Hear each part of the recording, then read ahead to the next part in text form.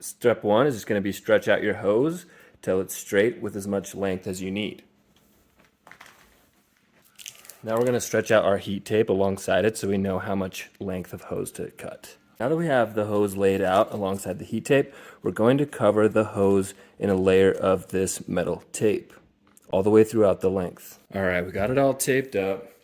Now starting at the end that goes to the house. This is the end that doesn't have the plug on it and that has the male side of the hose.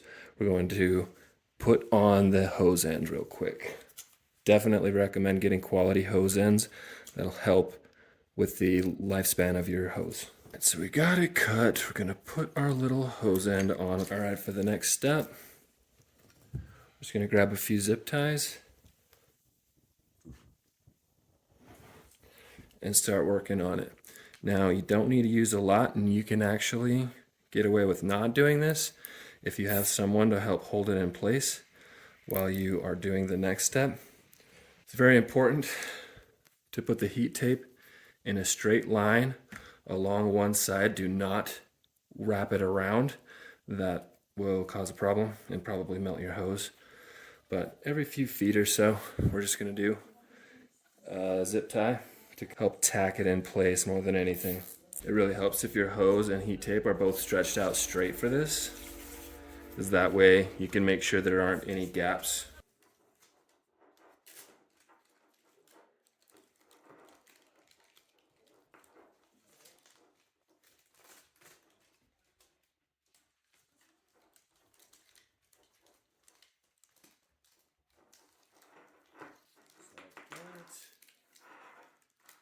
And then I just tape right over top. Oops, helps to cut off the zip ties. And it's really that simple. Just tape it right alongside. If your heat tape is too tight, pull a little slack back. It's okay.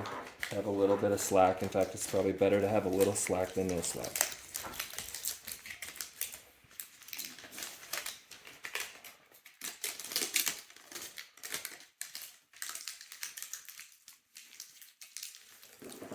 Boom, just like that. And then this will help distribute the heat all the way around and keep the heat tape next to the hose. Now, once you get to the spigot end of the hose, which is the female end, I like to leave a little bit extra heat tape off the end. So what I would do is cut it off like this.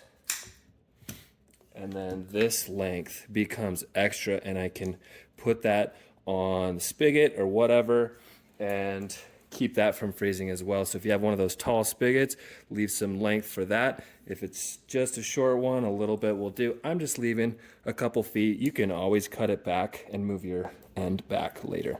So we're just gonna get that end on. Make sure it's on there good and tight. And that's it. I'll tape up that last little bit. And then we can move on to the next step. Now the insulation I got doesn't have the slit cut, so I have to cut mine. There are stuff at the store that does have it cut already.